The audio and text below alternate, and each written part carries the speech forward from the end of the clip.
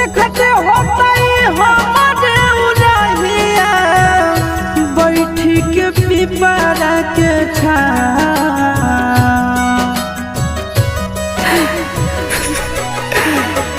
देखते होता हमारे उड़हिया बैठी के पिपरा के रुक रुक रुक अरे टरेनिया रुक रुक रुक रे टरेनिया ले ले चल जनुआ के गाँव रुक रुक रुक रे टरेनिया।